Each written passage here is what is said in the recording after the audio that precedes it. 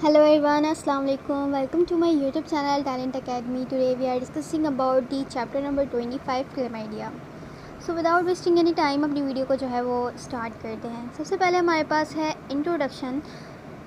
Introduction में क्या कह रहे हैं कि क्लैमाइडिया जो होता है वो आर ऑब्लिगेट इंट्रासेल्युलर बैक्टीरिया है। ठीक है, तो क्लैमाइडिया आप लोग याद रखें कि ये इंट्रासेल्युलर बैक्टीरिया है। They can grow only within the cell. ये इसका मतलब ये है कि ये किसी भी सेल के अंदर जाकर फिर अपनी जो है वो ग्रोथ करेगा। अदरवाइज़ ये हमारे पास ग्रोथ नहीं कर सकता क्योंकि इसके पास एनर्जी का जो मैकेनिज़्म है वो इसके पास मौजूद नहीं है। They are the agents of the common sexually transmitted disease. ठीक है जी, ये एजेंट है सेक्चुअली ट्रांसमिटेड डिजीज़ का, जिसके अंदर यूरेथ्राइटिस आ गया और सर्विक्साइटिस आ गया, जिसके अंदर as well as other infection भी हमारे पास होते हैं, जैसे कि नमूनिया भी कॉज करवाता है, साइटोकोसिस करवाता है, ट्रैकोमा करवाता है, लिम्फोग्रेनुलोमा वेनेरम करवाता है। ठीक है जी, ये सारी चीज़ें करवाता है। बाकी अब हम इसकी जो है वो डिजीज़ को देख लेते हैं। ठीक है, एडिशनल इन्फॉर्मेशन आपको जो है वो दूसरे पार्ट में या इस पेज नंबर पर आपको दिख सकती है। अभी जो है फ़िलहाल हम चैप्टर नंबर 25 पढ़ रहे हैं, तो उसके अंदर डिजीज़ के बारे में आपको यहाँ देखने को मिलेगा। क्लैमाइडिया ट्रोकोमाइटस जो होता है ये हमारे पास कॉज करता है आई। अगर हम बात करें कि क्लैमाइडिया की बहुत सारी यहाँ स्पीशीज़ हैं, ठीक है, 3 स्पीशीज़ लिखी हुई हैं, तो अभी मैं इस फर्स्ट वाले की बात कर रही हूँ, ट्रैकोमाइटस। तो ट्रैकोमाइटस अगर कॉज करता है आई में, तो आई के अंदर ही कंजक्टिवाइटिस करवाएगा और ट्रैकोमा करवाएगा। लेकिन अगर रेस्पिरेटरी सिस्टम की बात करूं कि यही क्लैमाइडिया ट्रैकोमाइटिस अगर रेस्पिरेटरी सिस्टम को इन्फेक्ट कर रहा है तो उसके अंदर हमारे पास निमोनिया देखने को मिलेगा। अगर जेनिटल ट्रैक्ट को कर रहा है तो यूरेथ्राइटिस या लिम्फोग्रेनुलोमा वेनेरम इन्फेक्शन करवाएगा। अगर मैं क्लैमाइडिया ट्रैकोमाइटिस की ही बात करूं तो ये हमारे पास क्या है, most common bacterial cause of the sexually transmitted disease है यूनाइटेड स्टेट में। इसके अलावा जो है ह्यूमन पेपिलोमा वायरस, ये भी हमारे पास सेक्चुअली ट्रांसमिटेड इन्फेक्शन करवाता है। आगे चलते हैं। ये जो इन्फेक्शन है क्लैमाइडिया ट्रोकोमाइटस का, ये हमारे पास एसोसिएट किससे करता है, रेटर सिंड्रोम। ठीक है, जो हमारे पास क्लैमाइडिया ट्रोकोमाइटस है ये कौन सा सिंड्रोम कराता है, रेटर सिंड्रोम करवाता है। रेटर सिंड्रोम क्या है, एक ऑटो इम्यून डिजीज़ होती है। ठीक है जी, आगे चलते हैं। हमारे पास लिखा हुआ है कि अप्रॉक्सीमेटली 40% जो है ना वो नॉन गोनोकोकल यूरेथ्राइटिस कॉज कौन करता है, क्लैमाइडिया ट्रैकोमाइटिस।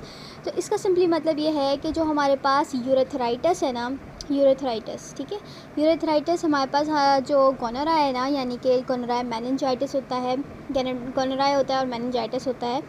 तो ये हमारे पास क्या है, नज़ारिया की हैं। तो नज़ारिया जो गोनोराय होता है ना वो हमारे पास यूरेथ्राइटिस कॉज करवाता है। ठीक है जी, लेकिन जो हमारे पास क्लैमाइडिया ट्रैकोमाइटिस है वो भी जो है वो हमारे पास यूरेथ्राइटिस कॉज करवा रहा है। तो 40% जो यूरेथ्राइटिस होता है वो क्लैमाइडिया ट्रैकोमाइटिस से होता है। बाकी जो 60% है वो हमारे पास गोनोकोकल यूरेथ्राइटिस होता है। गोनोकोकल मीन्स गोनोराय के थ्रू होता है, या गोनोराय जो नज़रिया गोनोराय है वो करवाता है। आई होप कि आपने अंडरस्टैंड किया होगा। बाकी आगे लिखा हुआ है क्लैमाइडिया नमूनिया जो है वो कॉज करता है एटिपिकल नमूनिया। एटिपिकल नमूनिया हमने जो है वो अपनी पिछली वाली क्लास में ही पढ़ा था, शायद आपको याद हो।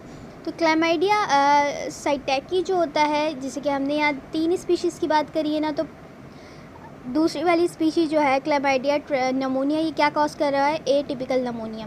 और अगर तीसरी वाली की बात करें तो क्लैमाइडिया साइटैकी जो होता है ये हमारे पास क्या कॉज करवाता है, साइटोकोसिस। ठीक है, ये हमारे पास कॉज करवा रहा है। Also are disease characterise mainly by the pneumonia, और इसके साथ साथ नमूनिया भी करवा सकता है।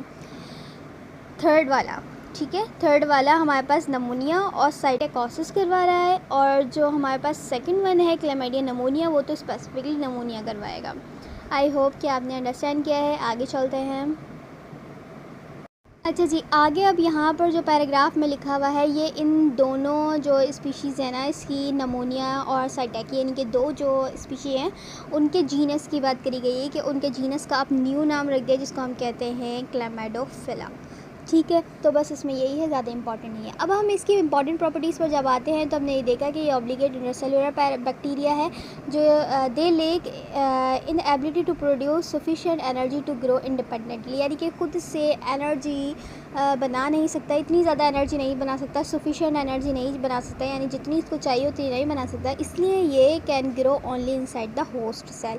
इसकी वजह से ये ग्रो करता है होस्ट सेल के अंदर।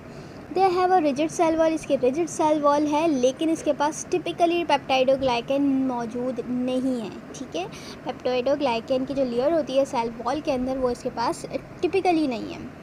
ठीक है, और इसकी रिजिड सेल वॉल है। नेक्स्ट पेज पे मूव ऑन करते हैं जी। तो इसकी जो सेल वॉल होती है वो रिजेंबल करती है ग्राम नेगेटिव बैक्टीरिया से, पर ग्राम नेगेटिव बैक्टीरिया के पास जो है ना वो म्यूरेमिक एसिड होते हैं, लेकिन जो क्लैमिडिया है उसके पास म्यूरेमिक एसिड नहीं होते, लेकिन कुछ हद तक रिजेंबल करती है ग्राम नेगेटिव बैक्टीरिया से।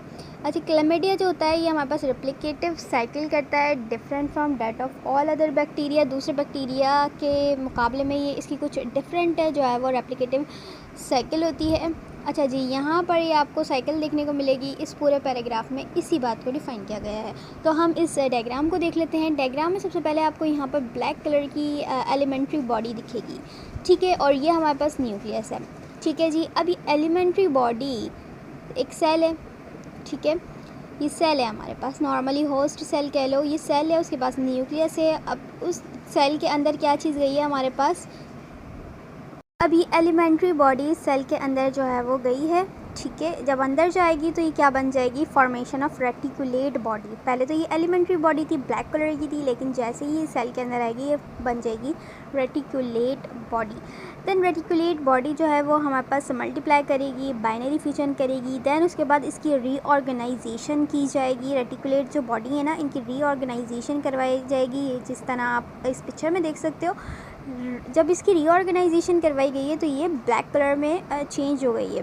ठीक है, और अब आगे क्या होगा, अब ये हमारे पास एलिमेंट्री बॉडी कहलाई जाएगी। पहले ये रेटिकुलेट बॉडी थी, लेकिन अब इसको एलिमेंट्री बॉडी कहलाया जाएगा। फिर ये मल्टीप्लिकेशन इसकी सीजेस हो जाएगी, देन इसके बाद ये बाहर मूव करेंगी, एक्स्ट्रासेलुलर इन्फेक्शन। ठीक है जी, आई होप कि आपने अंडरस्टैंड किया होगा। अब ये जो एलिमेंट्री बॉडी है ना, ये हम एज ए यूज़ करते हैं डायग्नोस्टिक पर्पस के लिए, आइडेंटिफिकेशन करने के लिए कि ये बैक्टीरिया मौजूद है बॉडी में या नहीं। ठीक है, these inclusions are useful in the identification of these organism in a clinical laboratories. Okay, so हम इन इंक्लूजन्स वगैरह को हम जो है वो आइडेंटिफाई पर्पस के लिए यूज़ कर सकते हैं। इंक्लूजन्स जो है ना, यहाँ ये जो आप लोग को देखने को मिलेगा, ये एलिमेंट्री बॉडी जब मल्टीप्लाई कर रही होती हैं, उसके बाद रीऑर्गेनाइज जब होती है ना, तो हम इसको इंक्लूजन्स कहते हैं, development of a large cytoplasmic inclusions. अब ये हमारे पास एज आ आइडेंटिफिकेशन पर्पस के लिए यूज़ होता है। अच्छा जी, आगे पैराग्राफ में आपको देखने को मिलेगा क्लैमाइडिया के पास क्या चीज़ है, लाइपोपॉलीसेक्राइड्स हैं। ठीक है, एंटीजेंस हैं। अब इन एंटीजेंस को हम डिटेक्ट कर सकते हैं एज अ डायग्नोस्टिक पर्पस के लिए। जब हम इसको डिटेक्ट कर लेंगे बॉडी के अंदर तो हम ये कहेंगे कि क्लैमाइडियल इन्फेक्शन है।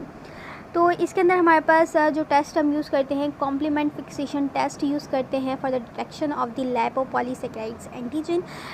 इसके अलावा यहाँ पर they also possess the specific species specific and serovar specific antigen. इसके अलावा यहाँ पर हमारे पास कुछ प्रोटीन्स हैं, ये दो जो लिखा हुआ है ना नाम, species specific and serovar specific antigen, ये असल में क्या है, प्रोटीन्स हैं। ये भी हमारे पास क्लैमाइडिया के पास होती है, जिसको हम डिटेक्ट कर लेते हैं with the help of the immunofluorescence. ठीक है, और इसके अलावा यहाँ लिखा हुआ है कि जो साइटैकी है और जो नमूनिया है, ईच हैव 1 सीरोवर। इन दोनों के पास क्या होते हैं, 1 सीरोवर होते हैं, लेकिन ट्रैकोमा के पास क्या होते हैं, 15 सीरोवर्स होते हैं। तो ये अगर हमें आपस में इन स्पीशी को आइडेंटिफाई करना हो तो with the help of the immunofluorescence detection हम इसको फाइंड आउट कर सकते हैं। अगर हमें सीरोवर, ये जो प्रोटीन है, ये सीरोवर आपको देखने को मिल रहा होगा, ये जो सीरोवर है अगर हमें 1 देखने को मिले तो हम ये कहेंगे साइटैकी या फिर नमूनिया हो सकता है। ठीक है, लेकिन अगर मैं बोलूँ कि इसकी जो सीरोवर है मुझे 15 देखने को मिले तो हम कहेंगे कि क्लैमाइडियल ट्रैकोमाइटस स्पीशी है। ओके, आई होप कि आपने अंडरस्टैंड कर लिया होगा। तो यहाँ पर 2 टेस्ट की बात हुई है, एक हमारे पास कॉम्प्लीमेंट टेस्ट और दूसरा हमारे पास immunofluorescence test. Complement test detect करेगा लाइपोपॉलीसेक्राइड एंटीजन को, लेकिन जो इम्यूनोफ्लोरेसेंट टेस्ट है वो हमारे पास इन प्रोटीन्स को डिटेक्ट करेगा, और ये हम मोस्टली करते हैं इनकी आपस में स्पीशीज़ को आइडेंटिफाई करने के लिए, इम्यूनोफ्लोरेसेंस। ओके, नेक्स्ट हमारे पास है यहाँ पर ट्रांसमिशन। तो ट्रांसमिशन देख लेते हैं। ओनली ह्यूमन से होती है, सेक्सुअली और bypass through the birth canal. Through the birth canal यानी कि जो अगर हम सेक्सुअली बात करें, या हमारे पास जो बैक्टीरिया है जैसे क्लैमाइडल ट्रैकोमोटस है, ये हमारे पास मोस्टली बाय दी सेक्सुअली, या फिर हमारे पास passage through the birth canal के थ्रू ये ट्रांसमिट हो जाता है। और इसके अलावा कुछ ऐसे भी हैं जो एसिम्प्टोमेटिक रहते हैं, इन्फेक्शन हो गया लेकिन उनमें कोई सिम्टम्स नहीं है, कोई डिजीज़ आपको देखने को नहीं मिल रही। और इसके अलावा जो क्लैमाइडल ट्रैकोमैटस है, ये हमारे पास कहाँ से भी ट्रांसमिट हो सकता है, फिंगर टू आई, यानी आपके फिंगर पर है, अपने आई पे कर ली तो फिर ये भी जो है वह आप पे इन्फेक्शन आ जाएगा। और formamide to eye contact, formamide means होता है कोई भी टॉवल वगैरह हम यूज़ करते हैं तो उसके थ्रू भी ये आई के अंदर कांटेक्ट में आ सकते हैं, आई में, और आई के थ्रू ही हमारी बॉडी में फैल सकता है।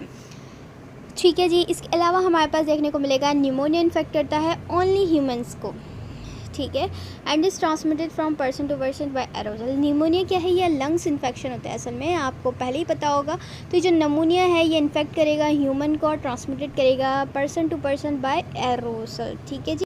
नेक्स्ट पर हम बात करेंगे साइटैगी की। तो ये इन्फेक्ट करता है बर्ड्स को, पैरट्स हो गए, पिजन्स हो गए, पोटली के हो गए, और हमारे पास जो है वो मैनी मैमल्स जैसे कि ह्यूमंस हो गए, इनको इन्फेक्ट करता है। ह्यूमंस जो है वो इन्फेक्टेड होते हैं primarily by inhaling organism in airborne dry bird faeces. जो ड्राई बर्ड फीसिस होते हैं उसको इनहेलेशन के थ्रू अगर ये बैक्टीरिया चले जाए तो हमारे पास क्लैमाइडियल साइटैकी इन्फेक्शन होता है। ये मोस्टली इन्फेक्ट करता है बर्ड्स को, जिसके अंदर हमारे पास मैमल्स भी आते हैं, जिसमें हमारे पास ह्यूमंस हो जाते हैं, ठीक है। तो आई होप कि आपको समझ आ रहा होगा कि किस तरह से ये स्पीशीज़ जो है इन्फेक्ट करते हैं। नेक्स्ट हमारे पास है sexually transmitted disease cause by trachomatis occurs world wide है, ठीक है, बट ट्रैकोमा जो होता है मोस्ट फ्रिक्वेंसी डेवलप जो हमारे पास ड्राई एरियाज़ नहीं होते, नॉर्दर्न अफ्रीका के जो एरियाज़ होते हैं, ड्राई हॉट एयर रीजन्स जो होते हैं ना, वहाँ पर अगर ये क्लैमाइडल इन्फेक्शन हो जाए और वो भी ट्रैकोमा करवा दे, यानी आई के अंदर इन्फेक्शन हो जाए, तो उससे हमारे पास ब्लाइंडनेस भी कॉज हो जाती है। पेशेंट जो होते हैं सेक्सुअली ट्रांसमिटेड डिजीज़ आर को इन्फेक्शन, यानी कि जिसको ये बैक्टीरिया इन्फेक्ट करता है, ठीक है, वो हमारे पास को इन्फेक्शन होते हैं, यानी कि उनको डबल इन्फेक्शन होता है। एक तो हमारे पास नेज़ारिया से होता है और दूसरा ट्रैकोमैटस से होता है। तो इस ऐसे केसेस की परसेंटेज हमारे पास 10 to 30% है। 10 to 30% में चांसेस होता है कि इसको को इन्फेक्शन हो, क्लैमाइडियल ट्रैकोमैटस का भी इन्फेक्शन हो और नेज़ारिया गोनोराई का भी इन्फेक्शन हो। तो आगे चलते हैं। हमारे पास आई होप कि आपको अच्छे से समझ आ रहा होगा। कोई भी क्यूरी हो आप कमेंट सेक्शन में पूछ सकते हैं। नेक्स्ट पेज पे मूव ऑन करते हैं जी। तो यहाँ पर आपको पैथोजेनेसिस देखने को मिलेगी। क्लैमाइडिया जो है वो प्राइमरी किसको इफेक्ट करता है? एपिथेलियल सेल्स को, ठीक है। वो म्यूकस जो हमारी मेम्ब्रेन होती है उसकी एपिथेलियल सेल्स भी हो सकती है, या लंग्स की भी हो सकती है। ज़ाहिर है ये लंग्स पे भी इन्फेक्ट करता है।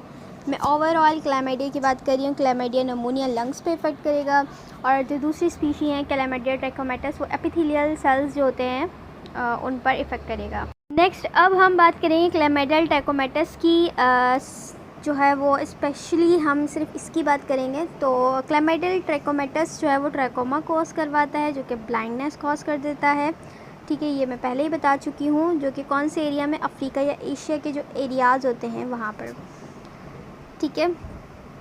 अच्छा जी, जो ट्रैकोमा कॉज करवा रहा है ना, जो आई इन्फेक्शन करवा रहा है, वो उसमें से 15 सीरोवर्स हमने देखे हैं, ठीक है। लेकिन 15 सीरोवर में A to L होता है, लेकिन अगर मैं बात करूँ सीरोवर A, B एंड C जो है वो ट्रैकोमा करवा रहा है। लेकिन सीरोवर D एंड K आपको देखने को मिलेगा ये जेनिटल ट्रैक इन्फेक्शन करवा रहा है। अगर मैं सिंपली जेनिटल ट्रैक इन्फेक्शन की बात करूँ, अगर मैं मैन की बात करूँगी तो ये नॉन गोनोकोकल यूरेथ्राइटिस करवाता है। आपको पहले ही पता है नॉन गोनोकोकल यूरेथ्राइटिस क्या है, जो नेज़ारिया गोनोराई ना करवाए यूरेथ्राइटिस, तो उसको हम NGU से भी डिनोट कर सकते हैं, ठीक है, जिसके अंदर डिसयूरिया होता है, ठीक है। इसके अलावा यहाँ पर यूरेथ्रल डिस्चार्ज आपको देखने को मिलेगा। जो डिस्चार्ज होगा may be slightly detectable only by staining underwear overnights, ठीक है जी। इसके अलावा यहाँ पर इन्फेक्शन लिखा हुआ है, मैं प्रोग्रेस 2। अब ये जो इन्फेक्शन है वो एपिडर्माइटाइटिस में भी जा सकता है, प्रोस्टाइटिस में भी जा सकता है, प्रोस्टाइटिस पे। ठीक है, तो ये तीनों जगहों पर जो है वो जाके इन्फेक्ट कर सकता है। और इसके अलावा अगर मैं वुमेन की बात करूँ, मैन की सारी बात हो गई है। अब वुमेन अगर इन्फेक्ट होती है जेनिटल ट्रैक्ट से तो उसके अंदर सर्विक्टाइटिस हो सकता है, सेल्पिंजाइटिस होगा, पीआईडी होगा यानी पेल्विक इन्फ्लेमेटरी डिजीज़ होगी। ठीक है, इसके अलावा यहाँ पर आपको एक सिंड्रोम देखने को मिलेगा जिसको हम कहते हैं फिट्ज़-हार्कट सिंड्रोम। ठीक है, अब ये जो सिंड्रोम है इसके अंदर Neisseria gonorrhoeae, this syndrome is also cause by the Neisseria gonorrhoeae. ये मैं आपको पहले बता चुकी हूँ कि अगर क्लैमिडिया ट्रैकोमैटिस इन्फेक्शन है तो हो सकता है नज़ेरिया गोनोराई ने भी साथ में इन्फेक्शन किया हो। इसके चांसेस 10 to 30% हैं। ठीक है जी, आई होप कि आपको समझ में आ रहा होगा। नेक्स्ट हमारे पास है रिपीटेड एपिसोड ऑफ सेल्पिंजाइटिस और पीआईडी। अगर ये हमारे पास दोबारा हो, पीआईडी अगेन एंड अगेन हो रहा हो, रिपीटेड एपिसोड हो, तो उसके नतीजे में हमारे पास क्या होता है, इनफर्टिलिटी हो जाती है या एक्टोपिक प्रेगनेंसी हो जाती है। अच्छा, यूरेथराइटिस अकम्पेनिड बाय डिसयूरिया ऑल्सो अकर, इसमें भी हमारे पास डिसयूरिया आपको देखने को मिल सकता है। ठीक है, मैन में भी आपको डिसयूरिया देखने को मिला है और वुमेन में भी आपको डिसयूरिया देखने को मिलेगा। तो साथ ही आप लोगों को मैं बताती चलूँ कि ये डिसयूरिया होता क्या है। डिसयूरिया असल में क्या होता है कि पेनफुल यूरिनेशन। ठीक है, यूरिनेशन के थ्रू दौरान जो है ना वो पेन होगा बहुत ज़्यादा, तो ये हमारे पास क्या होता है, डिसयूरिया होता है। ये वुमेन में भी और जो है वो मैन में भी आपको देखने को मिल सकता है। दूसरा यहाँ पर टर्म यूज़ हुई है एक्टोपिक प्रेगनेंसी। तो एक्टोपिक प्रेगनेंसी के अंदर सिंपली हमारे पास क्या होता है कि जो इम्प्लांटेशन होती है वो हमारे पास फ़्लिपियन ट्यूब में हो जाती है। ठीक है, तो ये सिंपली हमारे पास आपको देखने को मिलेगा और ये इमरजेंसी होती है, इसमें आपको डायरेक्टली जो है वो इन्फॉर्म करना होता है। अच्छा, इसके अलावा हमारे पास एसिम्प्टोमेटिक भी रहते हैं, जेनिटल ट्रैक्ट इन्फेक्शन के बावजूद भी एसिम्प्टोमेटिक रहते हैं। अच्छा, इसके अलावा यहाँ पर ये इन्फेंट को भी जो है वो इन्फेक्ट कर देता है। जैसे कोई भी इन्फेंट है वो अभी हुआ है यानी कि, तो उसको भी इन्फेक्शन हो सकता है थ्रू दी मदर। ठीक है, मदर से बेबी में आ सकता है। तो इसके अंदर हमारे पास क्या होगा, इसको न्यूनेटल इंक्लूजन्स कंजक्टिवाइटिस होगा और ये कब तक होगा, 7 से 12 दिन तक जो है वो आफ्टर डिलीवरी आपको कंटिन्यूस देखने को मिलेगा। इसके अलावा नमूनिया हो सकता है, अगर नमूनिया होगा, क्लेमाइडियल नमूनिया अगर होगा तो वो 2 से 12 हफ्ते तक आपको देखने को मिलेगा। वैसे बर्थ से जो है वो जब पैदा होता है बच्चा तो 1 हफ्ते के अंदर अंदर उसका नमूनिया ख़त्म हो जाना चाहिए, लेकिन अगर नहीं होता, 2 से 12 हफ्ते हो गए हैं, तो इसका मतलब ये इन्फेक्शन जो है वो क्लैमिडियल ट्रैकोमैटिस का इन्फेक्शन है, उससे नमूनिया किया है। ठीक है, तो chlamydial conjunctivitis also occur in adult. ठीक है, एडल्ट में भी अकर होता है। तो किस तरह होता है कि जेनिटल से जो है वो आई कांटेक्ट में आ जाए, इस तरह से। नेक्स्ट हमारे पास यहाँ आपको देखने को मिलेगा कि क्लैमिडियल ट्रैकोमैटिस जो है वो have a high incidence of reactive, इसके अंदर आपको आर्थराइटिस देखने को मिलेगा। क्लैमिडियल ट्रैकोमैटिस की हम बात करें, इसमें आपको आर्थराइटिस देखने को मिलेगा, रेटर सिंड्रोम देखने को मिलेगा और ये हमारे पास ऑटो इम्यून डिजीज़ है। अब ये हमारे पास रिएक्टिव आर्थराइटिस क्यों कह रहे हैं, क्योंकि जब ये बैक्टीरिया आता है तो हमारे पास क्या होता है, क्रॉस रिएक्शन होता है, किसके दरमियान, एंटीजन एंटीबॉडी का क्रॉस रिएक्शन होता है, जिसकी वजह से हमारे पास रिएक्टिव आर्थराइटिस हो जाता है। ये बहुत ज़्यादा हार्मफुल होता है। इसके अलावा क्लैमिडियल ट्रैकोमैटिस जो हमारे पास होता है, इसका जो इसके अंदर हमारे पास लिम्फोग्रेनुलोमा वेनेरम भी आपको देखने को मिलेगा। ये सेक्सुअली ट्रांसमिटेड डिजीज़ होती है जिसमें ल्यूजन्स होते हैं। ठीक है, अगर हम यहाँ पर प्राइमरी लीजन्स की बात करें तो उसके अंदर स्मॉल पेप्यूल की फॉर्मेशन हो जाती है, लेकिन अगर मैं सेकेंड स्टेज की बात करूँ तो उसके अंदर लोकल लिम्फो एडिनोपैथी आपको देखने को मिलेगी। सिस्टमिक सिम्टम्स आपको देखने को मिलेगी जिसमें फीवर, हेडेक, मायल्गिया, तो ये आपको देखने को मिलेगा। ठीक है जी, टिपिकली अकर होता है। डायग्नोस्टिक पर्पज़ के लिए हम जो है वो न्यूक्लिक एसिड एम्प्लीफिकेशन टेस्ट बहुत ज़्यादा यूज़फुल है, इसके डिटेक्शन के लिए हम यूज़ कर सकते हैं। इसके अलावा मेडिसिन जो है वो हमारे पास डॉक्सीसाइक्लिन ड्रग हम देते हैं, ये भी यूज़फुल है। इस इन्फेक्शन में क्लैमिडियल ट्रैकोमैटिस इन्फेक्शन के अंदर हमारे पास जो है वो फॉर्मेशन होती है एंटीबॉडीज़ की और सेल मीडिएटेड रिएक्शन होते हैं, but not to resistant to reinfection, यानी कि रेजिस्टेंट नहीं होते इन्फेक्शन से, तो दोबारा भी इसको जो है वो यही इन्फेक्शन हो सकता है। ठीक है जी, आई होप कि आपने समझ लिया होगा। नेक्स्ट पर हमारे पास क्लेमाइडल नमोनिया है। ये सिंपली हमारे पास नमोनिया कॉज करवाएगा अपर एंड लोअर रेस्पिरेटरी ट्रैक्ट में। नेक्स्ट हमारे पास है क्लेमाइडल साइटेकी। क्लेमाइडल साइटेकी जो है सिंपली इन्फेक्ट करता है लंग्स को। ठीक है, मैंने आपको बताया था साइटेकी लंग्स को भी इन्फेक्ट कर सकता है, और अगर इन्फेक्शन सीवियर हो जाए तो वो हमारे पास किस किस को कर सकता है, लिवर को कर सकता है। ठीक है, किस किस को करेगा, ये रहा लिवर को करेगा, हार्ट को करेगा, नर्वस सिस्टम को करेगा। लिवर को करेगा तो हेपेटोमेगाली और जॉइंटस देखने को मिलेगा, हार्ट को करेगा तो मायोकार्डाइटिस और पेरिकार्डाइटिस देखने को मिलेगा। लेकिन अगर ये नर्वस सिस्टम को करेगा तो हियरिंग लॉस यानी कि सुनने की सलाहियत चली जाएगी, ट्रांसफर्ड माइलाइटिस, इंसेफेलाइटिस, ये आपको देखने को मिलेगा। इसके अलावा इस इन्फेक्शन में कफ, फीवर, डिस्निया और इसके अलावा माइल्गीसिया, एलियास एंड हेडेक आपको देखने को मिलेगा। अच्छा, इसके अलावा आप लोग यहाँ देखोगे कि साइटेक इन्फेक्शन प्राइमली जो है वो किसको इन्फेक्ट करता है, लंग्स को कर रहा है, और ये इन्फेक्शन कभी कभी जो है वो एसिम्प्टोमेटिक भी रहता है। ठीक है जी। अच्छा, human psittacosis is not generally communicable from human to human. अगर किसी को ह्यूमन साइटेकोसिस हो गया है तो वो जो है वो communicable from human to human नहीं होता। ठीक है जी, आई होप कि आपने समझ लिया होगा बहुत ईज़िली। नेक्स्ट हमारे पास लैब डायग्नोसिस, मोस्ट इम्पॉर्टेंट। सबसे पहले आप लैब डायग्नोसिस में क्या देखोगे, साइटोप्लाज्मिक इंक्लूजन्स। मैंने आपको साइकिल में दिखाया है कि साइटोप्लाज्मिक इंक्लूजन्स किस तरह से थे। ठीक है, इस तरह से थे, मैं आपको बना के दिखाऊं। सो हमारे पास जो इंक्लूजन बॉडीज़ थी वो जस्ट लाइक दिस, ये आप लोग को दिख रहा होगा। ये इस तरह से इंक्लूजन्स बॉडी आपको देखने को मिलेगी। जो भी आपके पास सैंपल आएगा उसमें आप इसको क्या करोगे, which can be seen with a special stain. आपको इसकी स्पेशल स्टेनिंग करनी होगी। स्टेनिंग भी आप जो है वो जिम्सिया स्टेनिंग से करेंगे, या आप इम्यूनोफ्लोरेसेंस से भी कर सकते हो। तो जिम्सिया स्टेन ज़्यादातर यूज़ होता है इन इंक्लूजन्स बॉडीज़ को स्टेन करने के लिए, ताकि अच्छे से विजिबल हो जाए। ठीक है। अच्छा, ग्राम स्टेनिंग जो है वो यूज़फुल नहीं होती। क्यों? क्योंकि ये जो बैक्टीरिया है ये हमारे पास टू स्मॉल है, बहुत छोटा है, इसलिए हम ग्राम स्टेनिंग यूज़फुल नहीं होती। लेकिन अगर आपको फिर भी ग्राम स्टेनिंग करनी है तो आपको यूरेथ्रल डिस्चार्ज की जो है ना वो स्टेनिंग करनी होगी। जब आप इसकी स्टेनिंग करोगी तो आपको न्यूट्रोफिल्स देखने को मिलेंगे। और आपको क्या चीज़ देखने को नहीं मिलेगी, ग्राम नेगेटिव डिप्लोकोकाई, जो कि अगर आपको ग्राम नेगेटिव डिप्लोकोकाई मीन्स के नेज़ेरिया गोनोराई आपको अगर नहीं मिल रहा उस सैंपल में, तो आप कंफर्म करोगे कि ये जो इन्फेक्शन है वो किससे हो रहा है, क्लेमाइडल ट्रैकोमैटिस से हो रहा है। ठीक है, किस सैंपल में देखोगे, यूरेथ्रल डिस्चार्ज में देखोगे, न्यूट्रोफिल्स देखने को मिलेंगे। ठीक है, और उसको किससे देखेंगे, ग्राम स्टेनिंग के थ्रू देखेंगे। ठीक है, लेकिन इंक्लूजन्स बॉडीज़ को देखना है तो वो जिम्सिया स्टेन से देखा जाता है।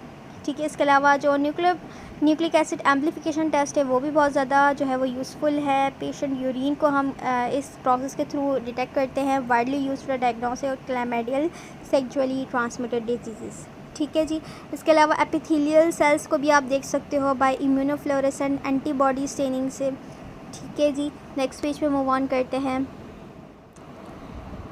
जी। तो यहाँ पर आपको देखने को मिलेगा कि हम एलाइज़ा का जो टेस्ट है वो भी कर सकते हैं एलाइज़ा के थ्रू, या फिर आइडेंटिफाई करना है तो हमारे पास जो है वो सेल कल्चर भी किया जाता है। कल्चर तो करेंगे लेकिन उसको ट्रीटेड किसी साथ करेंगे, मतलब उस कल्चर के अंदर हमने क्या चीज़ ऐड करनी है, मेडिसिन ऐड करनी है जिसको हम कहते हैं साइक्लोहेक्सामाइड।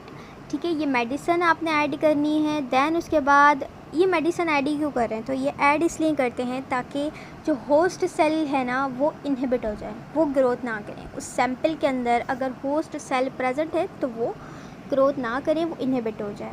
फिर उसके बाद बट नॉट क्लेमाइडल प्रोटीन सिंथेसिस।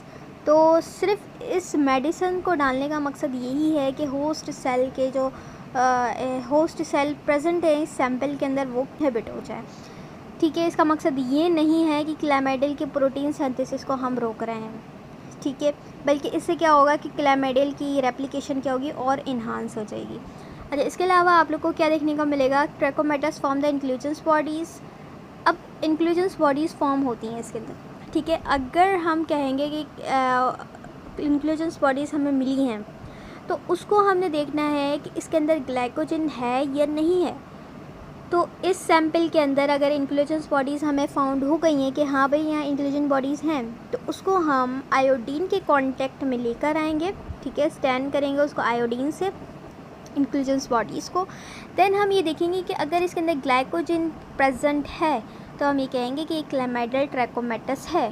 लेकिन अगर मैं कहूँ कि इसके अंदर ग्लाइकोजन प्रेजेंट नहीं है तो मैं ये कहूँगी कि ये जो इन्फेक्शन है ये हमारे पास 2 बैक्टीरिया की स्पीशीज़ से हो रहा है, जो कि साइटेकी और नमोनिया, इन दोनों से पॉसिबल है कि इन दोनों में से किसी एक का इन्फेक्शन है, ठीक है। अच्छा, इसके अलावा हमारे पास सीरोलॉजिक टेस्ट होते हैं, रियरली हेल्पफुल होते हैं। सीरोलॉजिक टेस्ट हम ज़्यादातर यूज़ नहीं करते हैं क्योंकि ये इन्फेक्शन जो है ना वो बहुत ज़्यादा फ्रीक्वेंसी है इस इन्फेक्शन की, होता रहता है ना। तो अगर हमारे पास पहले से इन्फेक्शन हुआ और उस पेशेंट के अंदर ऑलरेडी एंटीबॉडीज़ की फॉर्मेशन है और हमने डिटेक्ट किया सीरोलॉजिक टेस्ट से, तो ऑलरेडी जो है वो हमारे पास क्या होगा, टेस्ट पॉजिटिव आएगा। हालांकि उसको इन्फेक्शन नहीं होगा, उसकी बॉडी में सिर्फ एंटीबॉडीज़ की फॉर्मेशन हुई हुई है, उसका पॉजिटिव नहीं होगा, उसको नहीं होगा क्लैमाइडियल इन्फेक्शन, लेकिन फिर भी टेस्ट पॉजिटिव आ सकता है। तो इसलिए सीरोलॉजिक टेस्ट इतने ज़्यादा हेल्पफुल नहीं होते। अच्छा, ट्रीटमेंट की अगर मैं बात करूं तो क्लैमाइडियल के अंदर जो है वो ससेप्टेबल हम कौन सी देते हैं, टेट्रासाइक्लिन जैसे हैं, जिसके अंदर हमारे पास डॉक्सीसाइक्लिन। और अगर मैक्रोलाइड की मैं बात करूं तो उसके अंदर हमारे पास एरिथ्रोमाइसिन और azithromycin. The drug of choice ट्रैकोमेटिस के लिए अगर सेक्सुअली ट्रांसमिटेड हुआ है तो उसके लिए हम एजिथ्रोमाइसिन या डॉक्सीसाइक्लिन दे सकते हैं 7 डेज़ के लिए। द रेट ऑफ को इन्फेक्शन, अगर उसको को इन्फेक्शन हुआ है गोनोकोकाई से भी हो गया, ट्रैकोमेटिस से भी हो गया, तो any patient with the diagnosis of the gonorrhea should also be treated for the with the कोई पेशेंट है अगर उसको हमारे पास को इन्फेक्शन हुआ है, दोनों से हुआ है, तो उसके लिए हम डॉक्सीसाइक्लिन, एजिथ्रोमाइसिन, ठीक है, तो हम इनको जो है वो दे सकते हैं। इसके अलावा drug of choice for the neonatal inclusions body, अगर बच्चों में आ गया है, इन्फेंट के अंदर आ गया है या नमूनिया उसको हो गया है ट्रैकोमेटिस से, तो उसके लिए हम ओरली उसको क्या देंगे, एरिथ्रोमाइसिन देंगे। तो ड्रग ऑफ चॉइस अगर हम बोलें कि इसको साइटेक इन्फेक्शन है या नमूनिया इन्फेक्शन है, एंड फॉर लिम्फोग्रेनुलोमा वेनेरम, तो उसके लिए भी हम क्या देंगे, डॉक्सीसाइक्लिन। तो ड्रग ऑफ चॉइस हमारे पास डॉक्सीसाइक्लिन, एजिथ्रोमाइसिन आपको देखने को मिलेगी। तो नेक्स्ट एंड हमारी लास्ट हेडिंग हमारे पास प्रिवेंशन है, इसको हम देख लेते हैं जी। तो देयर इज़ नो वैक्सीन, ठीक है, इसकी कोई वैक्सीन नहीं है। क्लैमाइडियल डिजीज़ अगर हो जाए तो उसकी कोई वैक्सीन पहले से नहीं होती। The best prevention measure against the chlamydial trachomatis sexually transmitted is to limit transmission by safe sex practice and prompt treatment of both the patients and the sexual partners, ठीक है। इसका एक ही जो है वो प्रिवेंशन है कि इसकी तो पहले तो कोई वैक्सीन नहीं है, ठीक है। और अगर आपको सेक्सुअली ट्रांसमिटेड डिजीज़ से बचना है, उसको रोकना है कि ना हो, तो आपको सेफ सेक्स जो है वो प्रैक्टिसेस करनी चाहिए, ठीक है। और इसके अलावा यहाँ पर लिखा हुआ है including person who are asymptomatic भी नहीं होना चाहिए, क्योंकि उसको कोई सिम्टम्स नहीं है, वो बिल्कुल ठीक है, लेकिन हो सकता है उसको इन्फेक्शन हो उसकी बॉडी के अंदर। Sexually contact should be traced and those who had contact with in 60 days, ठीक है जी। ये सारी चीज़ें लिखी हुई हैं। इसके अलावा यहाँ पर PID का लिखा हुआ है, because it may prevent PID and ectopic pregnancy, ठीक है। स्क्रीनिंग ऑफ जो है वो एक्टिव एसिम्टोमेटिक, तो यहाँ पर ये कहने का मतलब है कि इसकी स्क्रीनिंग करवा लेनी चाहिए पहले से ही, कि अगर पॉजिटिव आ जाए तो उसका जल्द अज जल्द ट्रीटमेंट हो जाए, ठीक है। इसके अलावा several types of sexually transmitted disease होती हैं, जिसके अंदर डायग्नोसिस तो सिंपली ये है कि कुछ भी होने से पहले आप लोग प्रिवेंट कर लें और अपना सेफ़ पार्टनर चूज़ करें, ठीक है, अगर आपको इन सब से बचना है।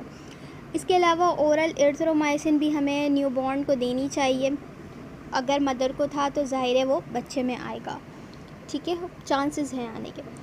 इसके अलावा यहाँ पर सिंपली वही प्रिवेंशन लिखी हुई है जो आम तौर पर हमें देखनी चाहिए और इनसे बचना चाहिए। सिंपली यहाँ पर जो है वो इसी तरह से लिखा हुआ है।